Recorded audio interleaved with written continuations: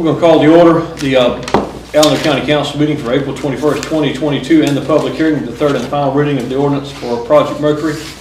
I'm going to ask Mr. Bill Ralph to give the invocation. Sure. Thank you, Mr. Chairman. Let us pray. Oh, Heavenly Father, we beseech Thee as we gather this evening, asking You for this time and the privilege to serve the community and the entire Allendale County. We ask that You bless us with the knowledge, wisdom, and understanding to do what's pleasing in Thy sight. And these and all blessings we ask in Our holy and most merciful name we pray. Amen. Amen. Amen. Okay, now we're going to public hearing. Project Mercury. Do we need to reread this again, Mr. Robbins? I think we need to, sir. Mr. Gunn, I'll give you the honors.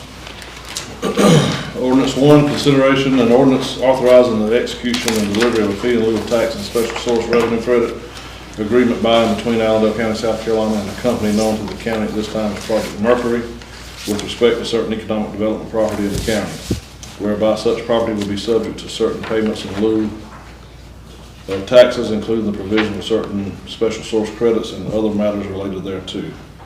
Ordinance 2, an ordinance to amend the agreement for development of a multi-county industrial and business park to be located in Allendale County, Van County, and Barnwell County, South Carolina, providing for the development of a joint county industrial and business park so as to remove property in the Allendale County from the joint county industrial park and include property from Allendale County into a multi-county industrial and business park created by and between Allendale County, Van County, Barnwell County, and Hampton County, South Carolina, and other matters related thereto.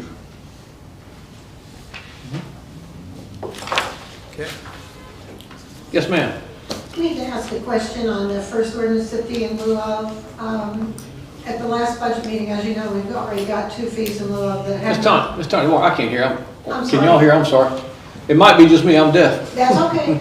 At the last budget meeting, we found out that 2 of our fees in lieu of are late or haven't been paid. And I noticed that none of these ever have a late fee or a penalty or anything included in them as far as, you know, if the company does not pay. I mean, we'd like to hope they always do, but just like with our tax, collecting our home taxes and everything, you'll see right on your card, if you don't pay by a certain date, this penalty is assessed, the next penalty is assessed. I mean, don't you think that legally, as a good course of business, there should be something there saying if the payment is received late, there's a late fee? I agree with you. I think there probably should be. I feel Would you there should consider be. tabling this and have Walter look into some standard language for that? Because, I mean, that's common business practice for most things. Yeah, I wouldn't delay this third and final reading. I think we could amend it at some point, but I think what normally has happened just with our industries, they too are penalized. But you got to realize, How are they penalized? I mean, our industry, they got a certain time to pay their taxes. Without the fee in lieu, industries are penalized if they're late. I mean, that's a given. Now, the fee in lieu structure, I don't ever remember, and John correct me, seeing a late fee because, a good example, the largest one we have, Georgia Pacific, they usually would pay the next day when they get a notice. Oh, I understand that, as do I with my property taxes, but it's a standard business practice to include that in a legal document. No. John, if you don't, You know, if John, it doesn't hurt anything, we're going to assume positively that they will pay it. It's just there for the protection of the county. John? Yeah, so a lot of this language that are in these fee and lieu are under state statutes.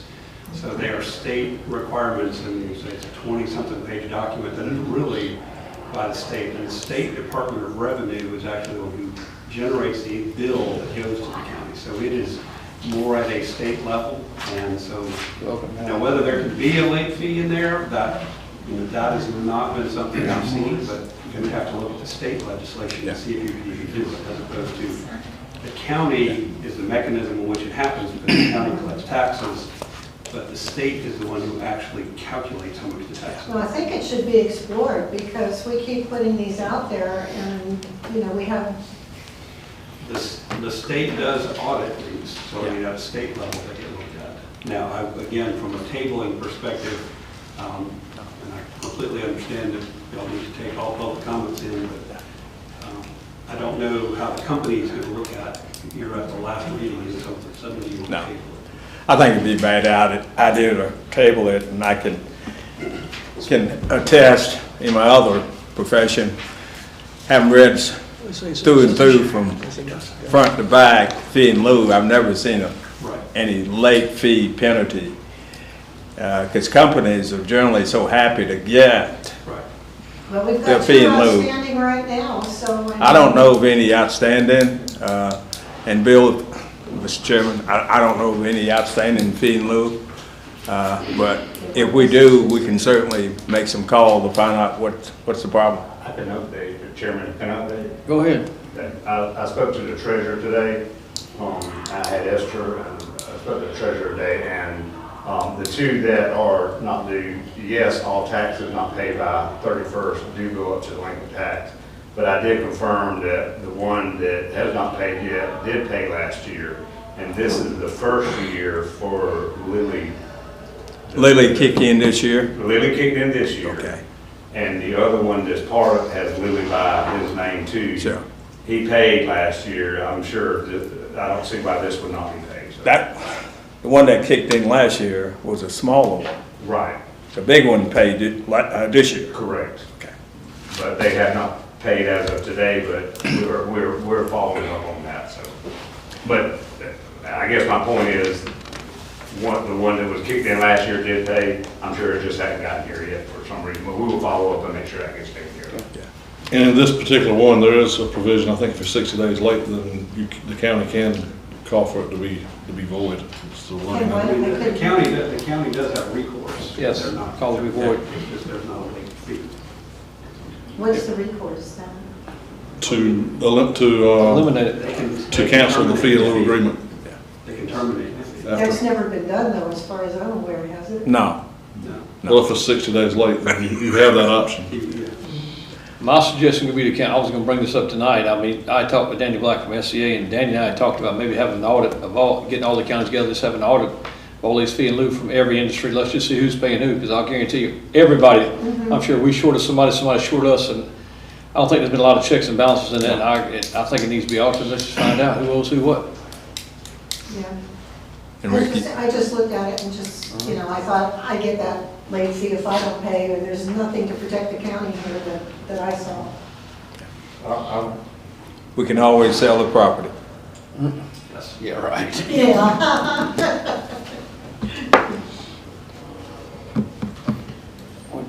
I'll make a motion that we accept the third and final reading of the ordinance of fee and lieu for Project Mercury. Second? All in favor? Aye. Ms. Taylor? Because I know we got a final reading coming up in our. This is the third final reading. Okay, it's in our. It's on the agenda. You can't do that. You can It's on only the accept agenda. what we got for the public hearing. You gotta wait till that time comes. Oh, I see, okay, I got you. Yeah, we can close this final You reading, can that's yes, what you you're can saying. close it, Okay. but you can't. Let's close the final reading. All in favor? Aye. Nays?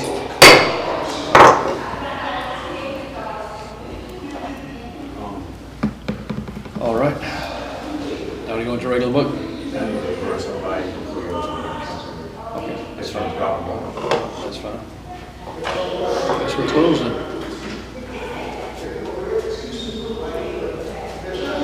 Yeah, we'll close the regular meeting. Let's go. Dr. Moan just texted me.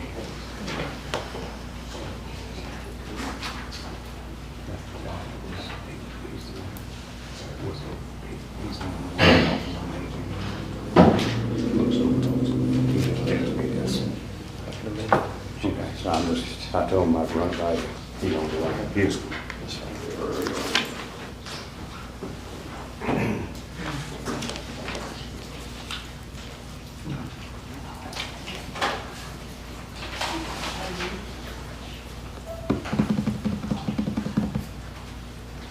Walter, you're gonna double back with DOR and see if we can get those individual districts? Bill. Tell him, anybody else. Please. This is the last time. Amend the agenda. that now. Wednesday before, it's not on the agenda, but it's Not South Carolina. all Jesus together, but Christ. individually. I'm done with this. Yeah, I'll follow up. Wednesday before the I know you've been 27th, busy. those packets need to be out on I Friday. heard where you've been all week. They told me last It's week that, ridiculous. when I asked them about that, and additional copies of the whole thing, they said, we short on paper. You ever heard of that?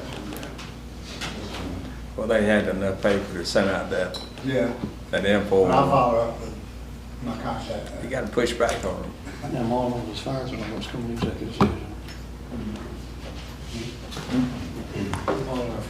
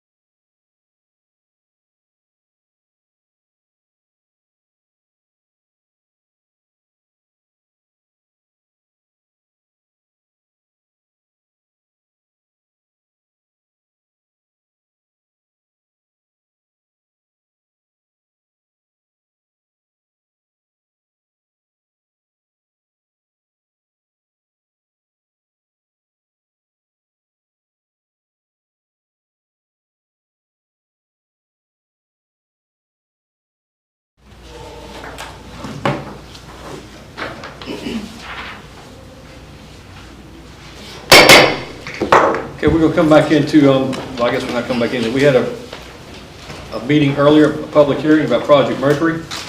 I was told during our break it was advertised for 6 o'clock, not 5:30. Does anyone have any questions about Project Mercury? Any questions at all? Or any public comments? Was this the final hearing for that? Yes, it is a final hearing, yes. It was the final hearing. Yes. Anything changed between the last hearing and this? No, that is it. Just want to make sure we give anybody a chance to ask any questions if they were misinformed by the newspaper. Okay, I think we're good. Okay. Sir. All right, Mr. Robinson, I'll ask you to give invocation again. Okay. Thank you, Mr. Chairman. Let us pray. Oh, Heavenly Father, we beseech Thee as we gather this evening, asking for Thy continued guidance with wisdom, knowledge, and understanding as we partake in the governance of our beloved county. These are all blessings we ask in our holy and most merciful name we pray. Amen. Amen. We have a form, one person missing is Councilperson Gooding. Ask for approval of agenda. So moved, Mr. Chairman. I do need to amend the agenda. You got to blame the chairman on this one again. Miss Tanya Capers was not supposed to be here. I was on the phone with Tanya, and Miss Elaine Sabb asked for herself to be in here. So I want a motion to let Miss Elaine Sabb come into executive session with us to talk about the employee banquet. Okay. And Mr. Dewan Smith, also I had listed, Dewan asked to come to a budget meeting, and he's here tonight, but he wants to come to a budget meeting about the Department of Aging, so I want to ask to strike that. And Dr. Mueller text about 15 minutes ago wanted to be added from the Lower County Council of Government, if we could do that. All right. Anybody have any objections to that? Ms. Taylor? Okay. So we're striking Ms. Capers, adding Ms. Sabb, and Ms. Crystal Isham. Sorry, Crystal, I didn't mean to forget you. And adding Dr. Mueller, and striking Mr. Smith. Does Dr. Mona want to come in executive session? He does. There's been something's going on in council government, so he wants to come in and talk with us. Okay. Need a motion to do that?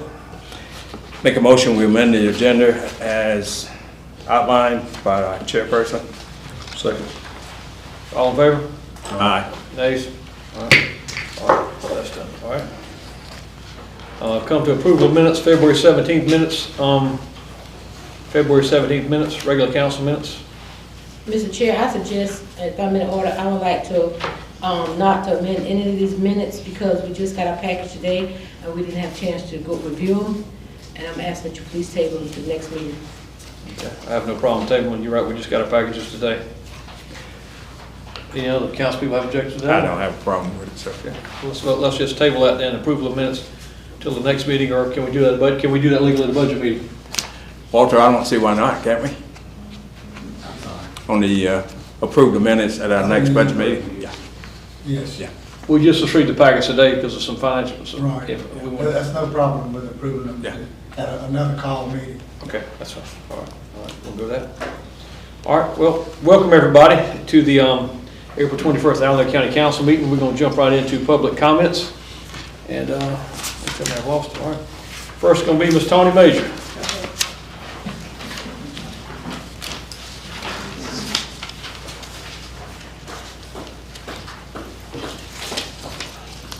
I didn't really write anything to say tonight, but I spoke with the county attorney, Mr. Sanders, regarding the supplemental income that I've given numerous speeches on, and down to the sections and verses of the need to hold public hearings, just like ordinances. Anytime there's any supplemental income that is not included in the budget is presented to the county. After a lot of discussions with Walter, and he can corroborate this, he agrees with me that, with the exception of like grants, which are project specific and such like that, any supplemental income that the county gets in should be held in a public hearing forum, as just like an ordinance. By supplemental income, are you meaning like, give me some examples. Well, I gave you some before, like CARES money, COVID money, American Rescue money, infrastructure money, which will be coming down, new fees in lieu of, you already have to have ordinances on, but any extra money you get that is not included in the budget, that is not like grant related, project specific, it should be brought to the public in a public hearing. Are we in agreement with that, Walter? Right. Well, excuse me, what she's saying is, if it's supplemental income, which is income that's not budgeted, that's not directed to be spent a certain way. You should have a public hearing to have the public's input as to what they suggest how the money should be spent. But y'all would make the decision on how to spend it. But this money gotta be, Order, this money gotta be non-specific in terms of spending. Is that correct? Because everything else we've gotten in the past, even the CARE Fund, American Rescue Fund, it comes with a list of things we can do. But if we get supplemental income that is not specific in terms of the use, but I don't know of any money that Well, will infrastructure come. money probably won't be, they probably won't say, go repair this bridge or go repair that water system, or, I think that one's gonna be, It's gonna probably be, it's gonna be open. okay, well, we'll wait and see, but Yeah. I understand that, and But I mean, I any certainly money, agree. it doesn't need to be just from, it could be a windfall from who knows where. Okay. If we're lucky enough to get that. But the project-specific things I agree with, don't need the hearings, but the rest of them that are wide There's open, not a clear definition of what is supplemental income, I can tell you that. Okay. yeah, we've, Been trying to figure it out, and it's not clear. So, Well, I suggest Mrs. Major let us know if she think we need to have a hearing. oh, she will. Thank you, Mr. Thank Thomas. Yes, ma'am. Mr. Paul Morris? I'm just going in random order here. I don't know who's next one. That's right. You doing okay this evening? Yes, sir. Good deal. Good evening. As a resident of Allendale County, I also expect transparency with county finances, and I expect that residents who make public comments will be treated with respect. Until recently, the council was not giving financial reports at monthly meetings.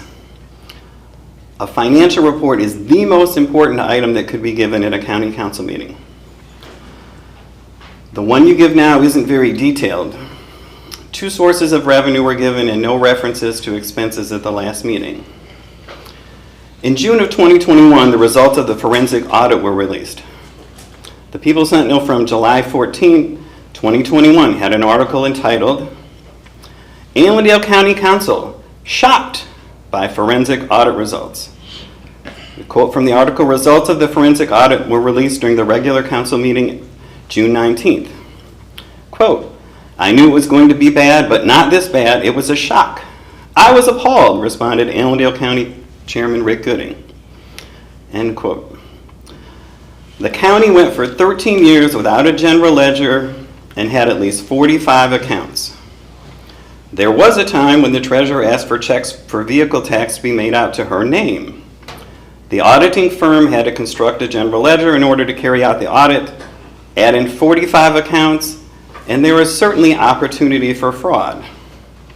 The excuse was always that the treasurer was an elected official and the county council couldn't do anything about the problem. As it turns out, there is a process in place for a situation like that. It's unfortunate that the problem was allowed to continue for more than a decade. Let me read from another news article, the People Sentinel issue from Wednesday, September 15th, 2021. The article is entitled, "Alice Kirkland Getting Allendale County Treasurer's Office in Order." Quoting from the article, "Kirkland and several assistants began dealing with the massive amounts of papers laying on every flat surface, in the vault, in boxes, and stacked in closets. It would be impossible for me to read all the papers, so I started looking for the most recent accounts and working from there," Kirkland explained. Has any of this been corrected? I would like to see a follow-up meeting to hear about what has been corrected, what's in place to keep this from happening again. And if you're going to have a special called meeting, please give the public plenty of notice. The following comments were made by council members at the March meeting. We need better accountability on the money left on the bond and the amount of interest due. We don't know if we have funds for the animal shelter. We're saving COVID-related funds in case we need them for salaries. It sounds like there isn't a lot of clarity about how much funding is available, how much is being spent on a monthly basis, and projected expenses throughout the remainder of the year. All of these are vitally important and should be given in a financial report every month. Again, I expect more transparency with county finances. I hope to hear a follow-up about the audit, and I would definitely like to see monthly financial reports be much more extensive. Thank you for listening. Thank you, Mr. Morris. Thank you. Ms. Angel Brown. How are you? Good, how are y'all? I just want to thank you, and I hope y'all know that I'm very sincere when I say that. As much as I fuss, I am very sincere. I would never want to sit in your seats, because if you're trying something, people are going to complain. If you're not, people are going to complain. And so, I know just from talking to a lot of you and seeing a lot of things, there's a lot that goes on that the general public doesn't know about in the meetings and the talks and the discussions. So I'm very appreciative of your work.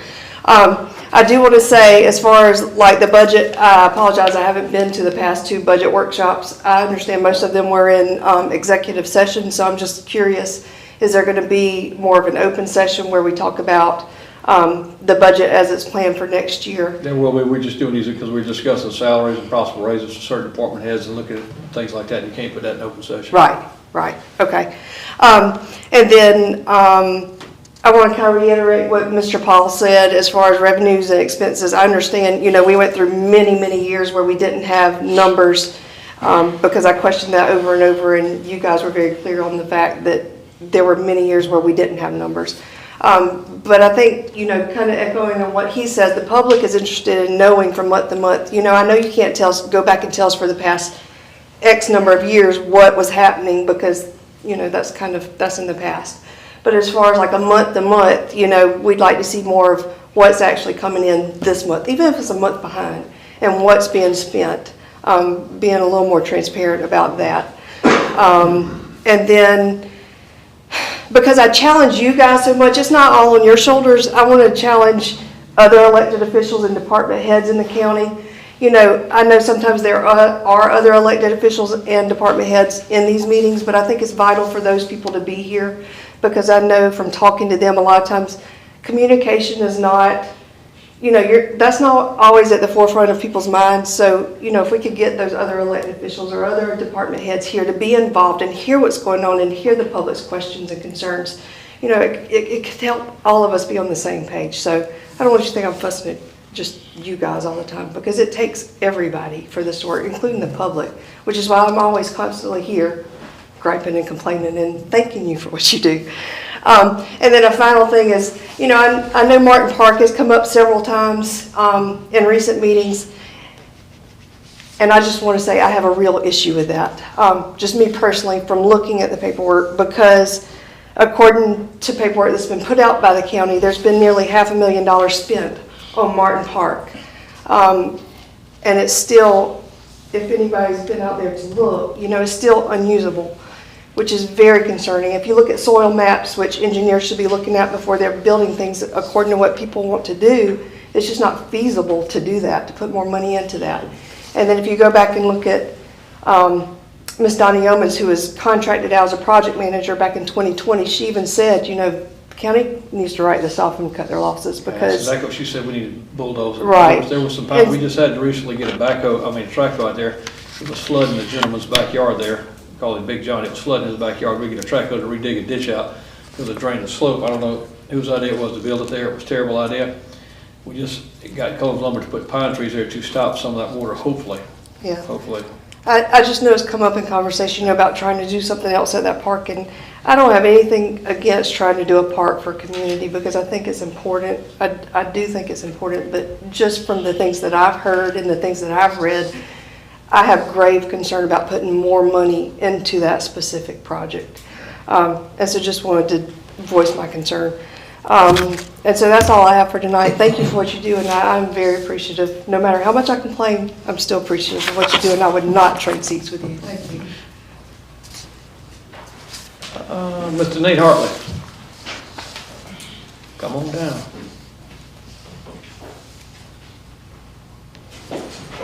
Careful, Mr. Nate. Greetings. Yes, sir. My question is, does the county EMS have an early warning system for like hurricanes or tornadoes or what have you? If not, why don't we have something like that? And what I'm saying is, if you think about, for me, it was a wake-up call when that tornado came through here. It hit on the east end of Allendale, but it tore up a bunch of people's homes and things like that. It tore up businesses and things like that. We should have a siren system or something where people know that something's coming. And we have an EMS system over there, so EMS system at the fire department. So I'm thinking that if somebody is sitting in there that knows when these things are happening. A lot of people around here have phones.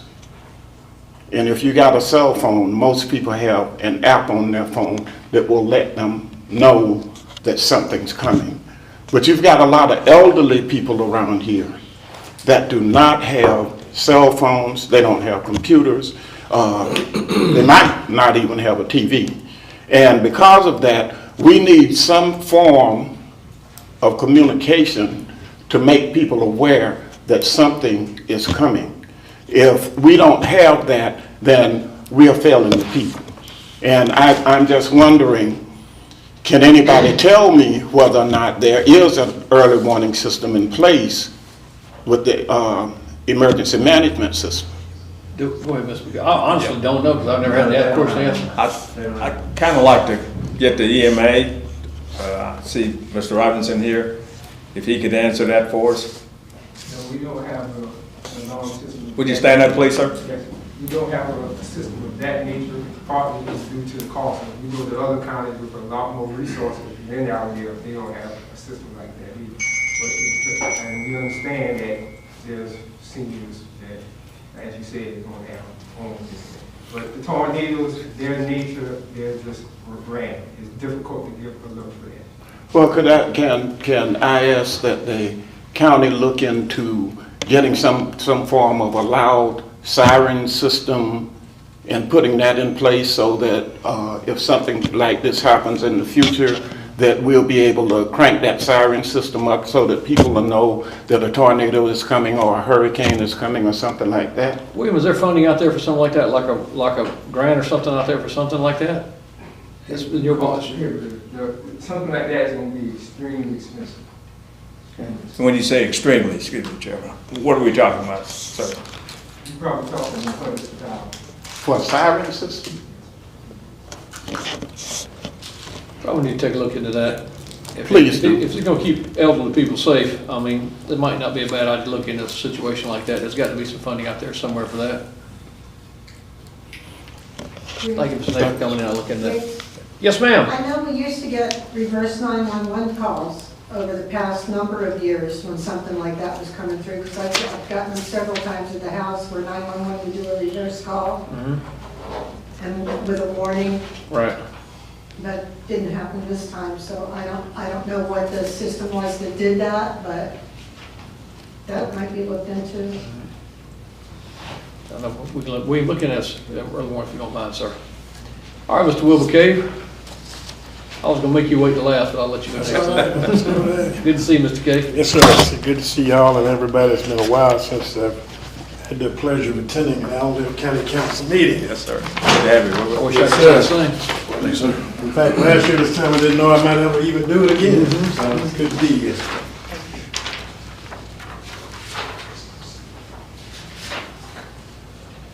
So I'm here tonight because as some of you may on the council are aware, the council had a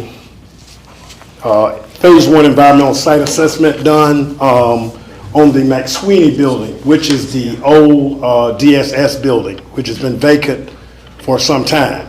And we've looked at it over the years as how to redevelop that building. Well, does the county own that building? I'm glad. Yeah, it's mine, you do, yeah. They won't let Bill know, Okay, that's fine. Okay. So recently, the South Carolina Housing Finance and Development Authority, known as SC Housing, announced their small rental development program to provide funding for new construction and rehabilitation housing projects.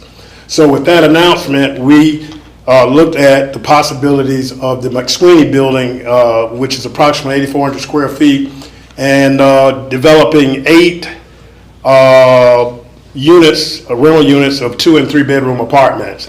The key here is that we need the county to be the applicant, because SC Housing has a minimum requirement for the applicant, which is you have to have $1 million of net worth, and you have to have $150,000 of unrestricted liquid assets. And we've determined that you meet those requirements way beyond that minimum. So Why do they want our assets? well, they don't want your assets, but they want to make sure you have the capacity to see this project through. Because we're talking about approximately a $1.2 million project, which is the estimate we've gotten after we've had some folk to look at the building and give us their best guess, because the building has good bones. That's the real key to it. It has really good bones in terms of the outside, and that makes the cost of doing it a lot less than if you were doing new construction. So that's why we're looking at it. Will the infrastructure there support apartments where it's at? The sewer and water support apartments where it's at right there? That would be something we'd have to look into. My guess is because originally it was a hotel. I don't know how many rooms there were in there. You remember? But anyway, it was an old hotel at one point in time. Now, the question you raised suggests that there may need to be some upgrades to the infrastructure. I wouldn't doubt that. But if so, that would be part of the consideration for the application.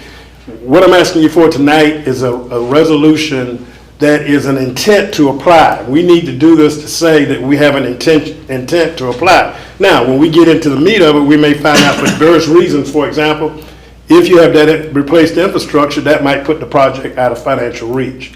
So, but we can't do that until we have the go-ahead from SC Housing to pursue the application. So the reason why we're here tonight in this format is because we just found out on Friday of last week that in order to apply, we had that change the applicant. It couldn't be Allendale County Alive. It would have to be somebody who had that financial capacity. However, we'd have to partner, because what we bring to the table is the experience and the staff that can do the project. So we'd have to work together to make it happen. So this does not lock the county into anything. It just simply says we intend to look at this and see if it's something we can do. And if there are factors, some that we might even thinking of right now that says no, then we won't pursue it. But at least we have a chance to look at it and see if we can get this forgivable loan, by the way. Let me tell you that. And what that means is that there's a 20-year compliance period, and as long as we abide by the requirements, this is if we're awarded now. If we're awarded, as long as we abide by those, then we never pay a penny back, okay?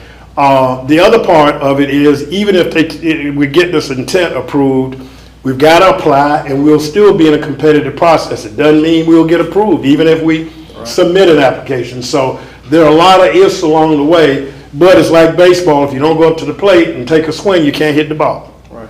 Okay? Mr. Chairman, I had an opportunity to visit that facility several weeks ago with Wilbert and a consultant down from Columbia. And, we did a little groundwork on this particular building about 3 years ago when EPA came down with the EPA grant. We'd done the phase 1 assessment. Mm-hmm. So environmentally, the building is in very good shape in terms of environmentally, and that's one of the things that we did in terms of using that grant funding for potential project. And this housing project for the McSweeney building will be a Is this low-income housing? Yeah, it's affordable, 80% below median income families. And that's part of the compliance process, is that you have to always verify that the tenants are 80% below the median income. And that happened to be in my district, and I pass it every day, and that's an eyesore right now. I mean, because we've owned the building, and when DSS left, that was actually on my list of things tonight. I was going to ask somebody. I passed that building. Yeah. It's actually on my fourth on my list right there. And you probably saw the article came out maybe 4 or 5 I did, weeks I just ago. pass by the building all the time, going to Yeah. the grocery store, and I mean, it's a terrible looking, I didn't know if the county owned that or not. Yeah.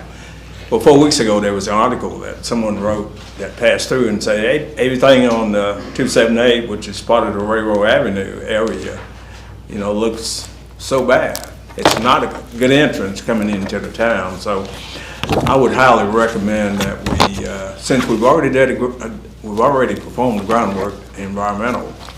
Yeah. All we got to do now is just make application and see what happens. I think. I don't see it as being a bad thing, to be honest with you, because the building is an eyesore, I mean, Right. anything we put, it'd be great. Yeah. Yeah, and again, like I said, we don't know. Once we go through the process, that'll determine whether it's feasible or not, and if we can go through.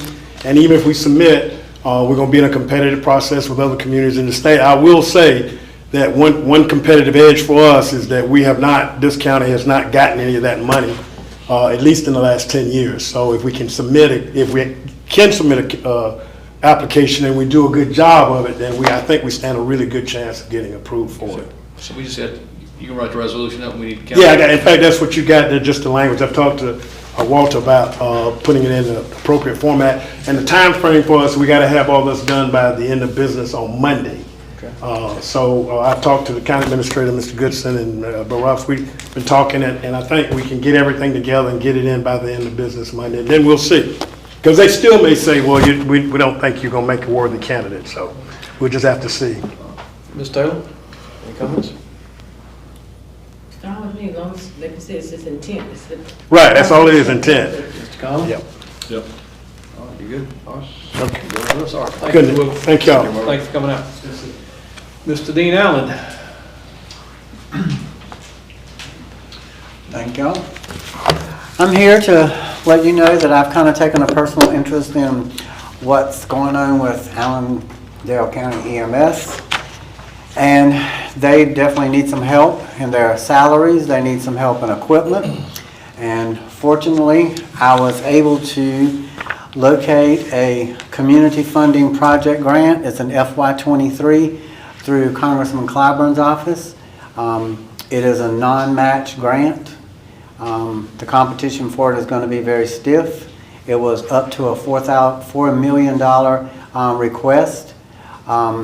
When I found out about it from Congressman Clyburn's office, and a couple of other people in the community sent it to me as well, I decided to take advantage of the opportunity to do this for Allendale EMS.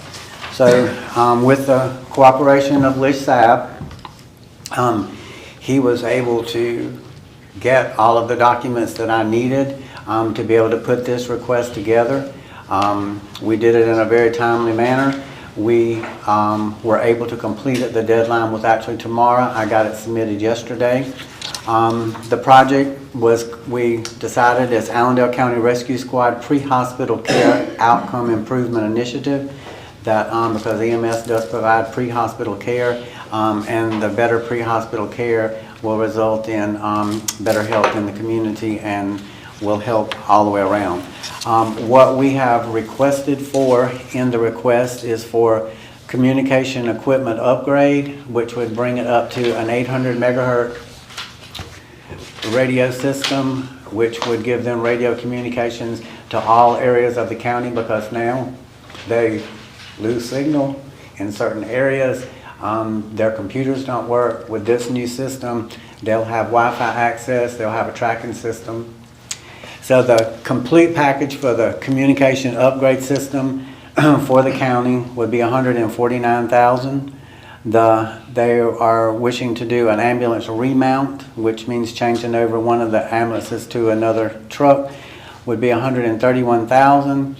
We have asked for an entire new ambulance, which would be $236,000. A quick response vehicle, which they do not have now, which would be an additional implementation into their service, would be $70,000. Cradle routers, which is the routers that go with the radio system, those would be $3,000. 2 auto pulse CPR machines, $30,000, one for Fairfax Station, one for Allendale, and 2 cardiac defibrillators, which would be $56,000. So the total fund request was $677,347.90. and it's been completed. I have a copy of it for y'all. It was done through Allendale County nonprofit EMS, which y'all all familiar that, you know, it's two sections there. It's the nonprofit side and the EMS side. So this was actually had to be done through the nonprofit side. The only thing I will say about this is the competition on this is going to be very stiff. We're not asking for a lot of money. Most of the requests that have been submitted for this project in the past has been into the millions. I think if I'm clearly, they're going to pick 15 projects will be what will be picked, and they're going to be decided hopefully within the next 2 weeks. It's imperative if anybody in this room has interest that has any connection to Congressman Clyburn, that they reach out to him immediately. They were very specific that the deadline was Friday. They're going to be making a decision and pick the project by the end of April, and they will be posting on their website in May who the project will be granted to. Dean, if I can ask you, you and I have talked, I don't know how many times the last couple of weeks about this. Maybe we'll tell about, is this an all or nothing project? Do we get everything? Or Yes. Could we, just either you get all what you're asking for, or you get zero? If they pick the project, you get everything. So you don't like get a truck or a radio or something like this is all or nothing? If the project is picked, they will fund the project. And it's a no match, it's a no payback. It's just, as you know, federal funding is going to come with that. The money will come to Allendale County Rescue Squad nonprofit, and it'll have to be spent accordingly to exactly what was requested. I appreciate you doing this, because like I said, you and I talked about that. You took a lot on yourself to do this. Okay, I appreciate so it. here is a copy of the complete project and everything that they have for y'all. I'll give Judy one for the records. And we will know, and we'll definitely know in May if we get it.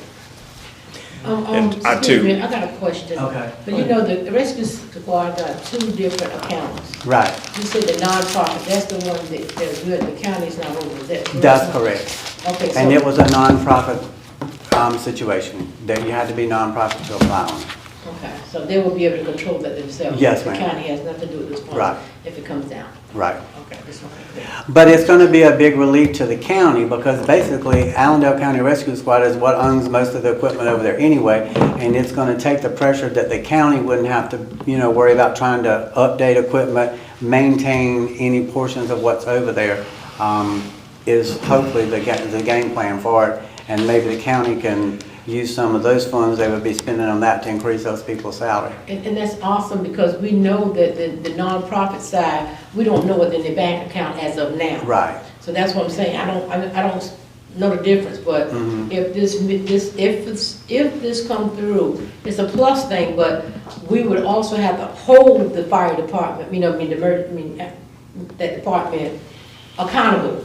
Right. That we can slide back on what we're doing on our side, and they have more money on this side that they can use versus the county giving them more money. Right. You know what I'm saying? So, and you know, and I really did this, and I'm honest to you, I did this simply because this was an equipment situation, because I'm telling you, I know a lot of those guys that work over there.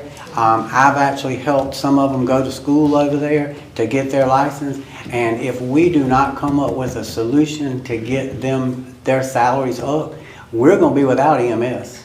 And we're losing them every day, and I tell you what is happening. You know, they're coming to Allendale, and because Allendale Rescue Squad is a nonprofit organization, and actually the nonprofit organization is paying for insurance for them for 6 months. You've got a lot of people that are working over there that are coming in, and they're working under the nonprofit, and they're getting insurance, but they're going to Hampton County, they're going to Beaufort County, they're going to Saluda, they're going to Edisto, they're going to Richmond County, and they're making $25 to $31 an hour, but they're holding on here because they're getting some insurance and they're picking up shifts wherever they can pick them up. And they're doing that. Why are they going to come here and work for $12 an hour whenever they can drive an hour down the road, and they've already got trained here, they're going to drive an hour down the road, and I'm going to make $21 an hour and sit for 12 hours, and I'm going to come to Allendale and sit for 12 hours, and I'm going to get $12 an hour. And by the time, what it takes to educate an EMT, a basic EMT, train them, and then lose them, it's worth paying them more money. to keep them here. And you want people that is educated and knowledgeable about what they're doing when you call them to come pick you up. And, you know, and it's a disastrous situation whenever you don't have that. And if we don't have them, what is going to happen? You know, when the tornado came, every one of them showed up. They stayed there 24 hours. And it's really a slap in the face to them whenever they are making $12 an hour and you've got certified nursing assistants which go to school for 1 week to learn how to change diapers and feed people and bathe them at Allendale County Nursing Center making $25 an hour because they're smart enough to go get hired through nursing agency, and then you have no choice but to pay them. And then that's what's going on with this EMS system. You know, these people are getting smart and they're just not going to stay here. Mr. Chairman, I too like to thank Mr. Allen for all his hard work to get this grant up and ready for the Congressman's office to assess. And I know Mr. Gitson will be with the Congressman's collaborating staff tomorrow. Well, the Congressman meet and greet, I see. Okay, so maybe you can. Yeah, if I can get the details of the grant. Yeah. I'd be glad. And there are some other grants out there that I am going to put forth some effort to do with them. I will keep y'all informed. I have asked Lish to think about another project that they want to do. I mean, the siren project, I will tell you that would be a good thing to have. That may be a project that we can look into because there's tons of money out there. I found this money very quickly. Other people had it sent to them too, but I did as well. When I decided that I was going to help them and I was going to do something, it took me 30 minutes at my house on the phone to call the congressman's office, the senator's office, and this was sent to me, and find out the other grants that was out there. And I found probably $200,000 worth of grants in about 15 minutes between the phone calls and the computer that the money is out there. It's just, it needs, I mean, actually, there needs to be a person in that capacity that's what their job is looking for grant money and writing these grants. Because the money is there. There's no doubt about it. Mr. Connolly has noted that, and I think we're going to be working on that. Well, I mean, there is no shortage of federal money and grant money. And I will tell you, those people over there at EMS are committed to the point that they said, if you find the grant and we have to have match money, they have told me that they're willing to do fundraiser projects. Maybe it's going to be they're going to wash cars, or they will do something to help match the money that we have to have. There's a $50,000 grant right now. It's a 25% match, and they've already committed, if you write the grant and we can get it, we'll try to come up with the match money. Maybe the county can help with some of the match, and they'll help with some of the match. But you know, that's what it's going to take. I mean, I'll tell you, there's a $5,000 Winthrop Family Funding Grant that when I was instrumental in starting the rescue squad back in 1974 that we got, and we got it for years. And I spoke to the Community Foundation in Beaufort, and it's the only funding that they have in their program that extends to Allendale, because the Winthrop grandfathered it in that it would come to Allendale. It's $5,000, and the lady told me nobody from Allendale County's applied for it in years. It's every November it opens up and it closes in January, and I just missed it because it closed in January. And the Winthrops have always been very supportive of Allendale County. Oh yeah, just don't miss it next year. Appreciate it, Dean. Thank you. All right, thank you. All right, next we've got a recognition of a special retiree, Miss Jeanette Bennett.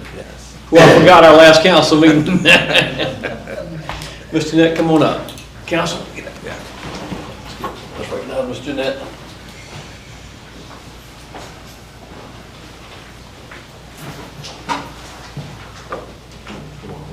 Yeah, all the council, yeah. Yeah, come on up.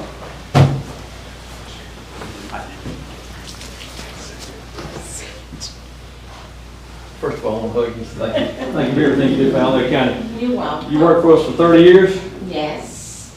You deserve a gold heart, too. Well, on behalf of the council and Allendale County and myself, as being chairman, I want to thank Ms. Jeanette Bennett Never seen Miss Jeanette mad of all the stuff we put her through from back in the days of lifestyle. She's always been very nice to everybody. Got to laugh. Nobody ever forgets Miss Jeanette. Thank you for your service to Allendale County. You're welcome. Thank you Yes, all. ma'am. Thank you very much.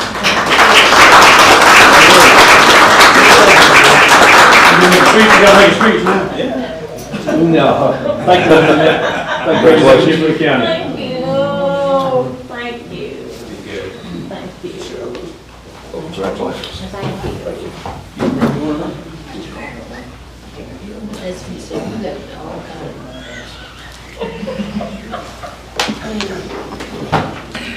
Okay. Next on the agenda, we got Mr. Charles Mitchell from LSRT Palmetto Breeze. Come on up. Thank you, Mr. Chairman, members of the county council. How you doing, sir? I'm doing well.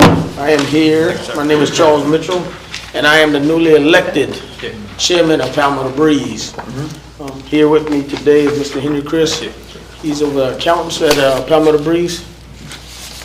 He's going to pass out some of the information in reference to the data for as numbers of Palmetto Breeze and our daily operation, our yearly operation.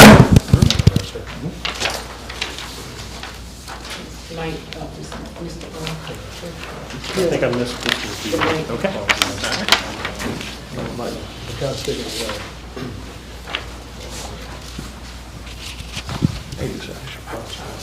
Thanks.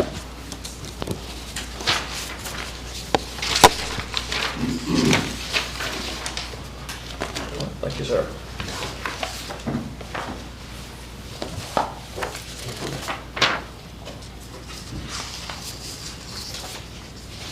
Mr. Chairman, go ahead. While he puts out the information, I'll go ahead and proceed. Mr. Chairman and members of the council, on behalf of Palmetto Breeze, we want to say thank you for our relationship that we have built over the years. Since I've become the chairman of the board, I want to continue that arm tour, and I want to let you know that we want to work with you all on going forward. We understand that we do not currently have a representative on behalf of Allendale County representing us as a board member, and we respectfully today asking so you could appoint us a person from Allendale County to represent you all and the riders that ride Palmetto Breeze to and from work. We have a gentleman, Mr. Robinson, that's here in the back. He have talked with us several times, and he's even willing to volunteer himself as a nominee to come and sit down with us, join the board, and we have sat down and talked with him as well. And he shared some good ideas with us, and we have shared some with him as well. So if you do not have a candidate, you don't have to look very far. He's willing to join the board, and we can keep going. I looked at the fiscal year from 2016 up to now. There was no line item that was provided for me for account services for Mr. Henry Chris of the budget of you all donating, and you all have consistently donated that certain dollar amount. And if you don't have or you're unable to contribute us that particular amount this particular year, 2022, we respectfully see if you can table that and consider that matching amount for 2023. If we can help you all with that, we've been blessed enough at this particular point that we can fund ourselves right now, self-sustaining, but Allendale play a very, very important role to the workmanship and the riders and the economic opportunities there in Beaufort County, Jasper County, as well as I'm sure Allendale County would benefit from that as well. Any idea how many riders we got from Allendale County? We looked into that. The numbers for 2022, from 2020, for as ridership, we was for 2020, 2021, we were just over 25,000. For as total riders, ridership for us going back and forth. I'll let Henry. I can explain. That's a very technical, kind of in the weeds sort of thing. So with those, when you see those numbers, those are what we call unlinked passenger trips. So just to give you an idea, if I get on the bus in Allendale County in the morning and ride to work, I get on the bus and come back, that's 2 unlinked passenger trips. Right. So as far as how many specific riders, we don't have a good way to capture that. Anecdotally, I can tell you that COVID kind of threw things out of whack. Before COVID, especially during the big season on Hilton Head, we'd have to put an extra MCI bus on the route. So we'd look at, so an MCI bus would carry about 40 people, maybe 45 if you want to push it. And we'd have to put another one on there because there was basically people just hanging off of it. Since the coronavirus pandemic, we've had some challenges. And it's not even the riders that are challenges, it's the businesses that they ride to that are not staying open or not open. But we are about back to that level of ridership. And just if doing some back of the napkin math, if we're averaging 2,100 unlinked passenger trips a month, that's 1,000 one-time trips a day. Divide that by maybe 30 days or 4 weeks at 5 days a week. We get a pretty good idea that's a pretty significant amount of people, especially when we think about the population of Allendale County. In our discussion, 30, 40 people a day roughly? Yeah. Yes, sir. I'd say so. It makes up for about 12%, 10 to 12% of our overall ridership, which is Hampton and Allendale are pretty close to the same, and the Beaufort County makes up 70% of our ridership. And Mr. Mitchell, did I hear that we can forego our payment for this year? Yes, sir. If you can, we would greatly appreciate it for 2022. But if you can't, we understand. We understand that everybody's kind of going through some hard time right now. So we can, we definitely respectfully put that in your budget for 2022. Well, that's good news. You came down to share with us. Yes, sir. I'll be honest with you, our financial situation, we've been so in the dark on our finances for the last few years. We're trying to sort of, we've about got a base where we need to be. I don't think we can give you anything for 2022, 2023 we can consider. And I'll be honest and totally fair with this. The best we can do is consider this point. I'm not speaking for myself. I'm speaking for myself, not the entire council, but we're on the upswing here, so hopefully we'll get you something. I understand, sir. We respectfully appreciate that, sir, and we appreciate your time. I'll be happy to answer any questions if you have of us. No, You said Allendale and Hampton was about the same amount of riders? Allendale, from what we saw, was about 14%. Hampton County is about 10%. What do other counties give you, just out of curiosity, if you can tell us? Like Hampton County, was it only, I Yes, didn't look at the paperwork, I apologize. We all 5 counties in the region, so Allendale, Beaufort, Hampton, Colleton, and Jasper County contribute. We make our budget request based on a blend of population and ridership for the rural service. On the urban side, Beaufort County contributes to the urban side as well, which is just the Hilton Head, Island, Bluffton, small urban area. The town of Bluffton and town of Hilton Head contribute that as well. That's divided just by population. And you don't see the request there on the financial documentation I gave you. You just see what the ultimate appropriation was. We asked for those appropriations at the level that is consistent with a blend of that ridership and population. Not every county contributes what I would say is their fair share of the local match. Some folks value the service more than others do, is the only thing I can tell you. Appreciate the numbers. Just got one other question. Yes, sir. Go ahead, Mr. I've heard some comments about the buses themselves at one point, because I do have a lot of the riders that live in my districts. And at one time, the buses did not have a restroom. Is that the case still? That is still true, sir. The motor coaches that we do have, the MCI Prego, MCIs that we have, they do not have restrooms on. But that's a 2-hour drive. You're asking somebody to sit with not having a need to use the restroom. I'll say this, Mr. Robinson. My family owns charter buses as well. Mm-hmm. I've been in the transportation business for over 22 years. And I can tell you as the new chairman, there's a lot of things that I'm going to be looking at as well. Well, please look at that. We definitely be looking at that, sir. Okay. Thank you, sir. Yes, sir. Thank you.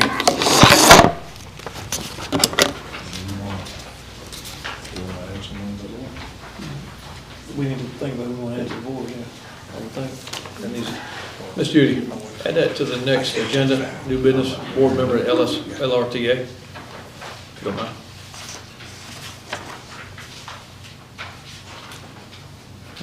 Mr. Goodman? Yes, sir. I would like to, if Mr. Robinson's willing to take on the job, if he's willing to do it, I'd like to nominate him for the job. Is that a conflict with him working with the county?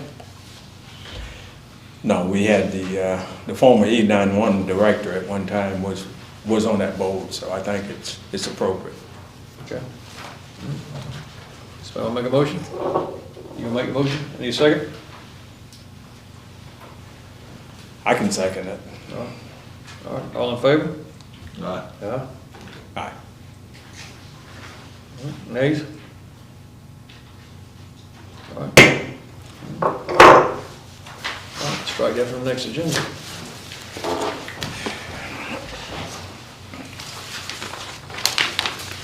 All right, council member reports. I guess I'm first in the hot seat. First and foremost, it's apparent we've got a law enforcement issue in Allendale County, especially with the incidents that occurred in the last couple of weeks in the town of Allendale.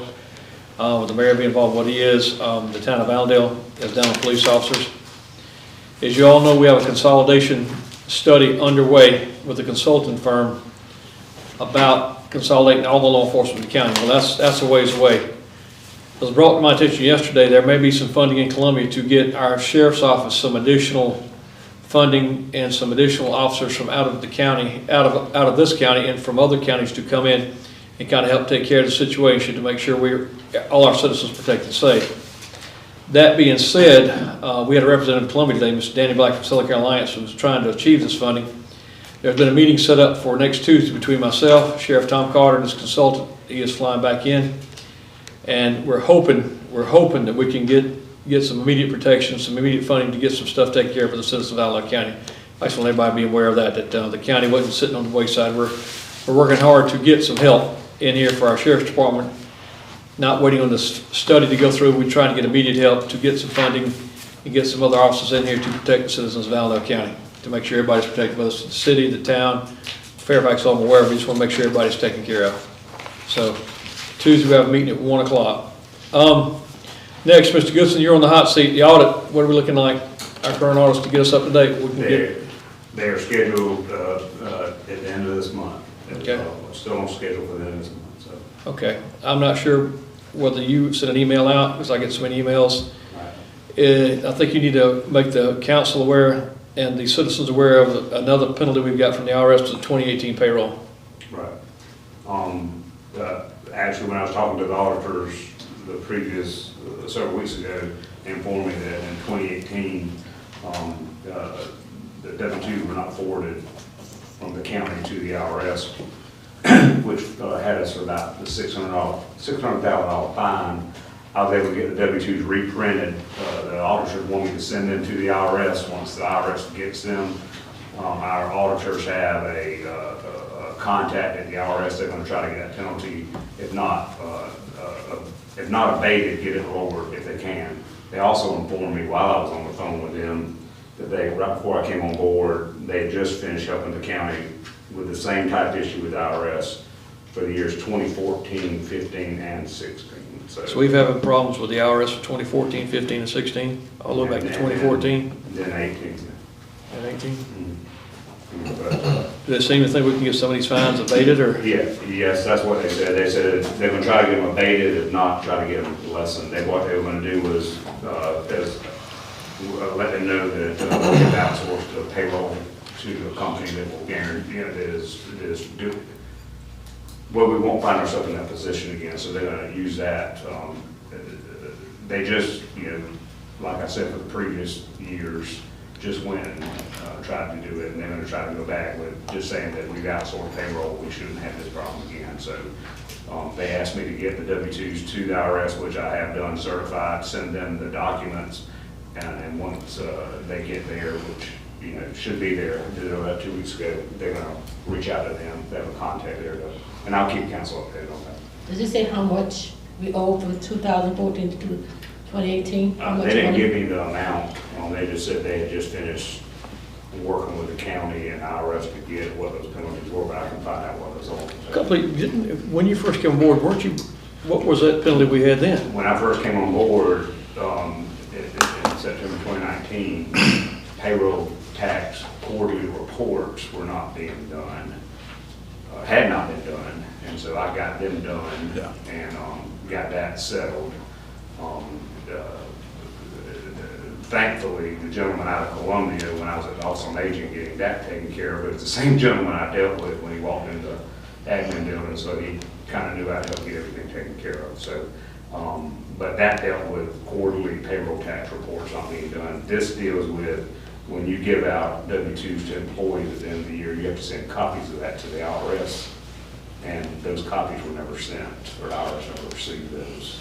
And that's the fine, the $600,000 fine is for those W-2s not being received by the IRS.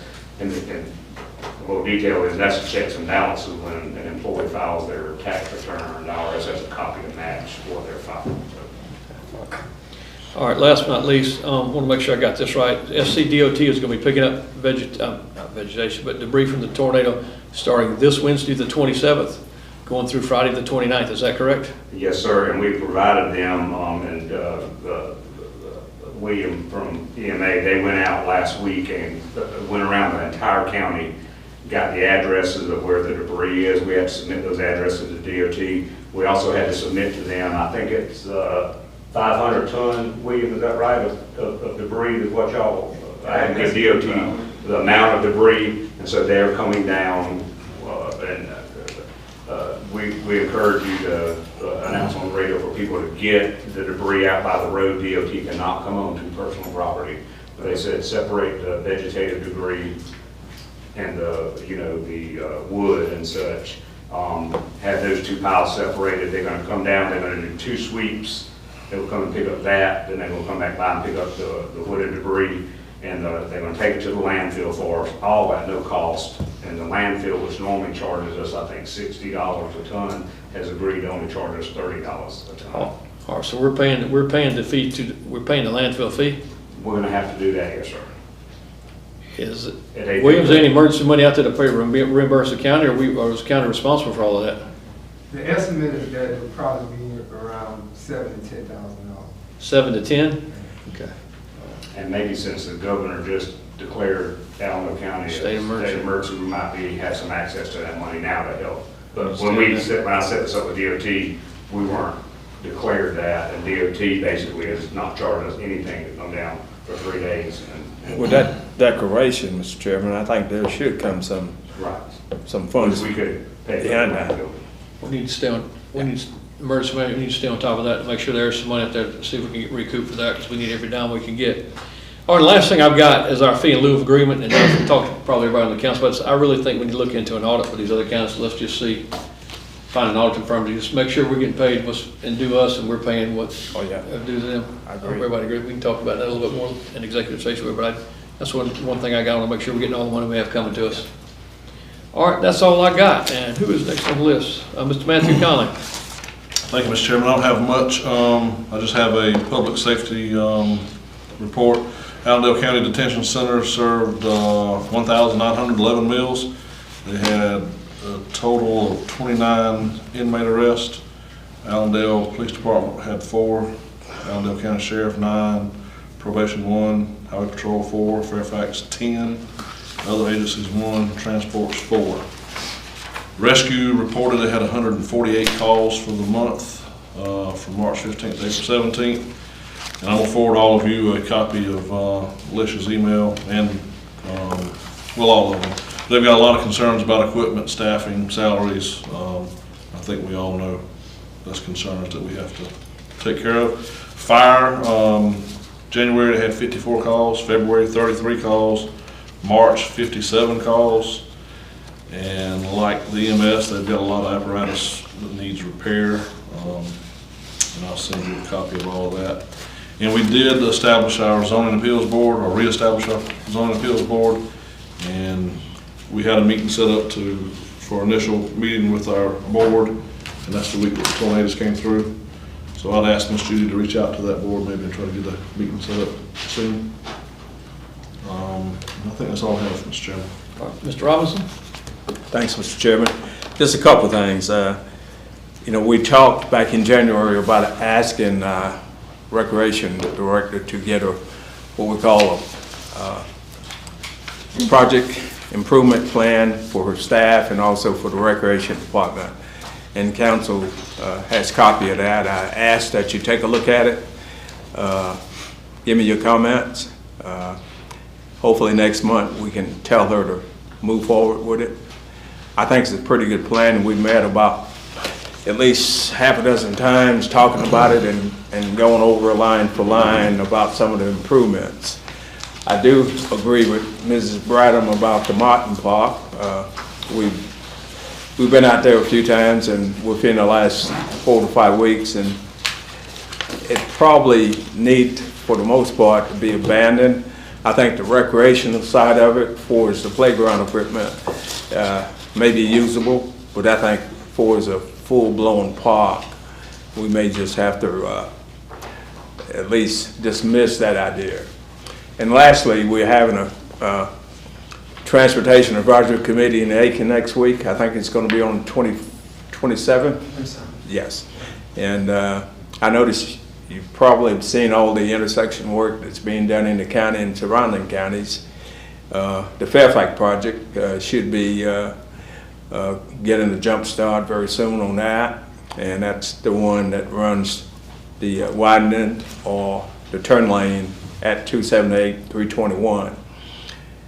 The last one left here is the Bluff Road 125 here in Allendale. You're going to see some work get started on that pretty soon. So the Transportation Advisory Committee of Lower Savannah Council Government is making a lot of strides in roadway improvement. We expect to do more with the infrastructure funds that may be coming down, the additional funds. I see CTC certainly will be getting additional funds to do local road improvement. So I would say right now everything is looking very good in terms of the infrastructure, in terms of transportational infrastructure here in the county. There's a lot of traffic that come through here. Highway 3, which is sort of like the 321. It's headed directly into Savannah to the port. So we've seen an increase in traffic there. This time of year, Master and the Heritage traffic coming through there, we've seen an influx. And Highway 3 is being patrolled by our Sheriff Department on a regular basis, and we've seen an increase in fines there. So we're doing our best in terms of making certain that our roadways here in the county are safe. Thank you, Mr. Chairman. Yes, sir. All right, Ms. Taylor? Yes, Mr. Chair, thank you. One of the questions I wanted to ask, that who gets the bank statements from Palmetto for the county? Where did the bank statements go? I would assume the treasurer or else Mr. Goodson. They go to the treasurer's office. Okay, I just wanted to inform you, the treasurer did not get them for the month of March 22, so she could not reconcile the bank statements because she didn't get them. All right, and the next thing is, I was told by our treasurer that our Tri-County Parks in 2020, Mr. Gleason, you came in 2019. Some funds came in for the Tri-County Parks, but in 2020, and it was not dispersed. And the amount came in was $1,870,846.86. I'd like to know what happened to those funds. Where did they go? Tri-County Parks. Yeah, you know, joining county, the Tri-County Parks. In 2020, Ms. Kirkland told me, well, the treasurer told me that $1,087,846.86 came into this county in 2020, and she had no knowledge where the funds at, and those people, the money was not dispersed. That's the fee in lieu money? Fee in lieu, I'm sorry, thank you, fee in lieu. So we need to find out where those funds are at, why our joining county didn't get their money, because we don't want to mess up the relationship with joining counties, and we just need to know about those funds. And that was in 2020. Do you know when 2020 came in? She just told me, and well, I was Ms. Kirkland in the morning. Yeah, she just told me that's $1,887,840.86 came in this county for the park, Tri-County fee in lieu. That's free money, fee in lieu. Okay, well, I don't know that we get that much fee in lieu money from other counties. That came in. This is. You're saying that's what interest paid us? That's what they paid us. Right, and we're supposed to be dispersing. that's what dispersing you're back saying. out to the other tri-county parks. Okay. Well, that should be. I will, since I Well, she came said in she as- didn't know where it was at. In Okay, other words, basically the fee in lieu that we took in, we didn't disperse it. no, we did not. Okay, well, Ms. Taylor, since, I just came on board and didn't have access to all that information back then, I will research it and I will get back with you on that. I mean, that's a lot of money, just wanna make sure that we know where the Right, funds and Ms. are. Alice Kirkland was not the treasurer at the time in 2020 either. Well, she told me, it doesn't matter who's the treasurer, y'all, Yes, listen it to me does. closely. No, listen, if the treasurer, we brought her in for a reason. Well, that money came in here. The money came in, if she Right. can't find it, she need to know too. And that's, I'll get with her. Yeah, Find out. okay, yeah, okay. I'm just letting council know. But normally, in a normal process, just for information, when that fee in lieu comes in to the county, the treasurer would disperse it based on the ratio and based on the formula. Is that correct? That's correct, and I will tell you that when Ms. Kirkland sent Amber their fee in lieu of last month, because I am in contact with the treasurer as well, that they called her to thank her for the check because they didn't get one last year.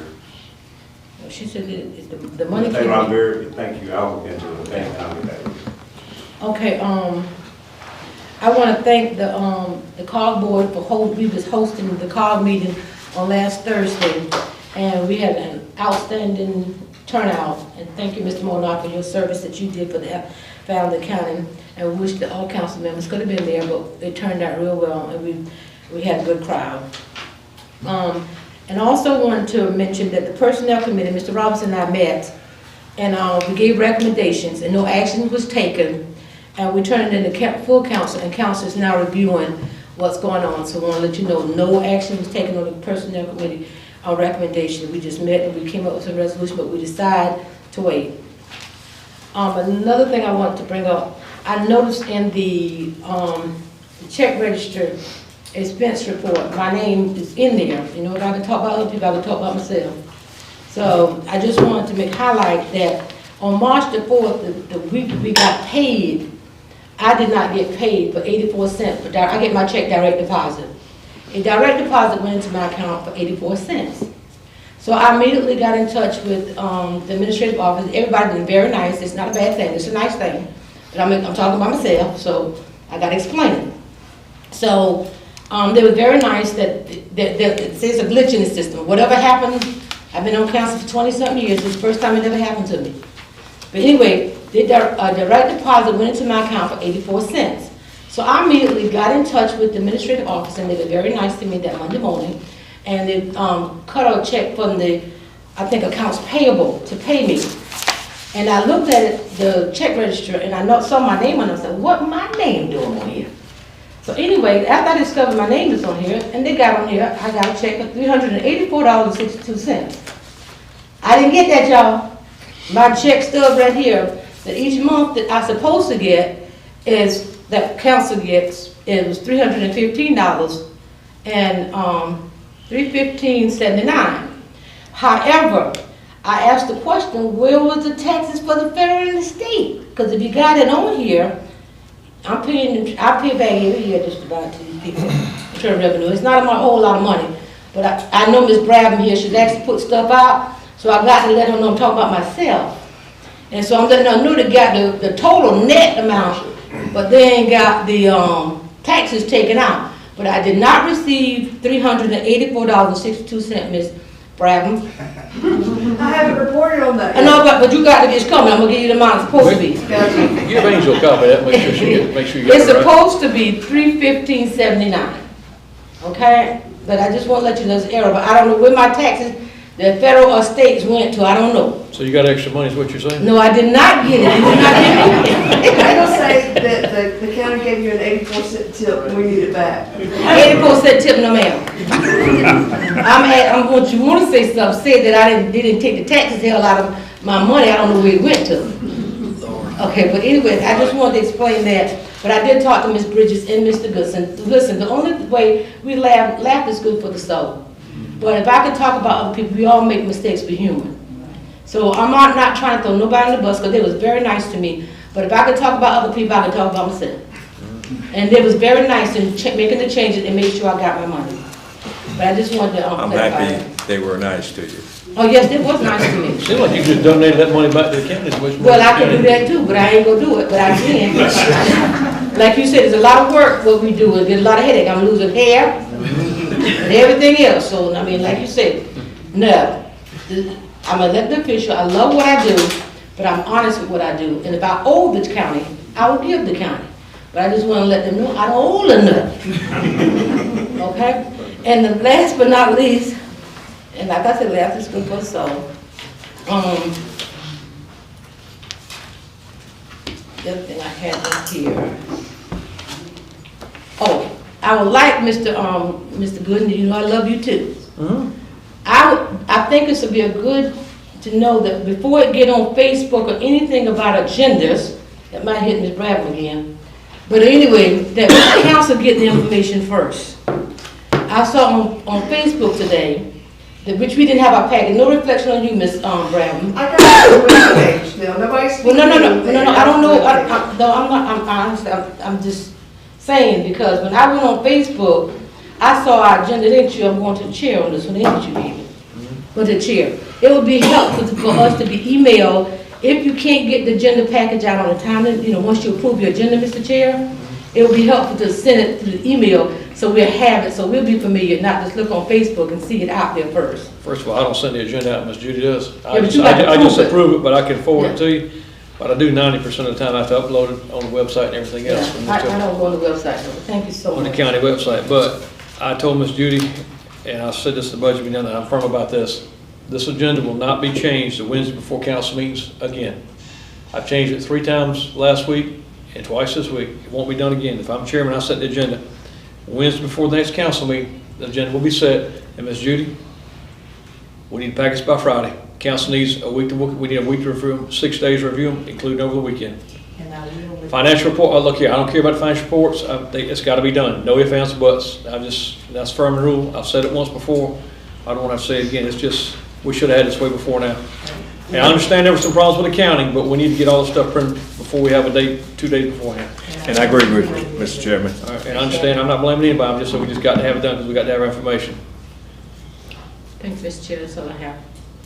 Who's on Facebook looking at it? Are you stalking something? You looking at something? No, I'm not stalking, I'm on Facebook, I just happen to see it. So. You was looking to see if Angel posted something about My you. angel always posted, I don't say nothing, I just look.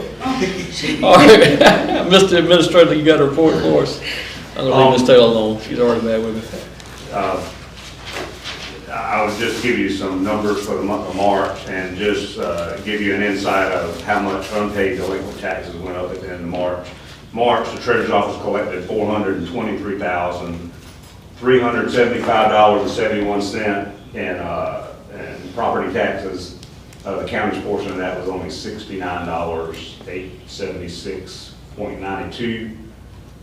The delinquent tax office during the month of March collected $11,329.32. The county portion was only $5,273.41. As I said, at the end of March, it leaves the treasurer's office and goes up to delinquent tax. $630,953.68 went unpaid and went to the delinquent tax office. If all that was to be collected, the county portion would be $236,105.50. I just think we need to make sure we let people know that the amount of unpaid taxes and encourage them to get their taxes paid. Okay, if you could give me a release, if you give me a release, I'll put it on the radio and also need to put it on a county Facebook page. Also, when can we start using our delinquent tax money from 2 years ago? When can we transfer some of that money up? I was going to have that information for you tonight. Bridget Wood has been on vacation this week, but Monday she'll be back, and I will get with her and QS1 to get all of this straightened out. There's got to be, I should say $500,000. We should be able to use that money, and I've been hearing, we need a reason why we can use some money, not why we can't. I just didn't want to touch it until I got an official. Okay, we need to find out. Okay. All right. I think that's it. Since we have a year, and Walter, you may help us with that, we got a year in terms of being able to redeem that property. Is that right? It's a year. It's a 1-year redemption period. Okay. Once they have the tax sale, it's a year before they can Yeah. deed the property to whoever's bid on it, if So- it hasn't been redeemed. And once the property, after that 12 months period, the money should be open for use. That was my thought, but there was some talk, correct me if I'm wrong, and I've been wrong a lot of times. When there was talk when COVID hit and stuff, they were giving people extra time or something. Did something like that come, we were like talking about using this money? Right. They actually extended the redemption period for an additional year. Okay. They give you additional year. But normally, 12 months, it should 12 be, months is it should be, Some of that money's got to be freed up, we could use it. yeah, Some of it's got to be. 400,000 with the tax. So, Yeah. and that's. I mean, that's too much to be, too much money to be Yeah, holding yeah, there. we got to take care of our people, so we need to have that money. Yeah. All right, Mr. Sanders, I'm sorry, Bill, you're done, right? Yeah. All right, Mr. Sanders, you got a report? Just something real briefly, this is concerning the Boogaloo Crossing, Oh, Lord. which we have been working with for 20-something I years. was like, was it, we ever gonna fix this? Well, I think we're getting closer. What we're working on now is the estate of Eva Mae Williams, who owns all the property that we're gonna have to get a right-of-way from, is in probate. And she actually has eight children who inherited that property. And Barbara Jr. is her personal representative. So, but the estate has now been opened, and I'm going to suggest that we get the estate to deed the property the right of way, as opposed to doing a deed of distribution where we have to distribute it to the 8 children, and then they would have to sign the right of way. But I actually talked with Joe today about, because what we're going to need is surveys of what we are going to be deeding to the county and what they have out there, which they've already done the surveys, but we don't have copies of the paper surveys. So we don't have to redo survey, we just got to get the survey We hope we copies. don't have to, but they've indicated, they've got all the coordinates and everything. Okay. So they should be able to use those coordinates with a surveyor to give us something that can be recorded. If we have to ask the 8 siblings to sign, that's going to I be don't another think that's a problem? problem, no. Okay, Me and Mr. Mold, met with the whole family. okay. It's no problem with what Barbara Jr. says. They're all in agreement. I was under the impression a couple of years ago, we were close to finishing this thing. Well, I thought it should have been done by now. Well, there was, I'll tell you that. It's been going on, I've been county attorney since 2002, and that was the first file that I was handed when I became county attorney from Beth Goody. Yeah. Lord almighty.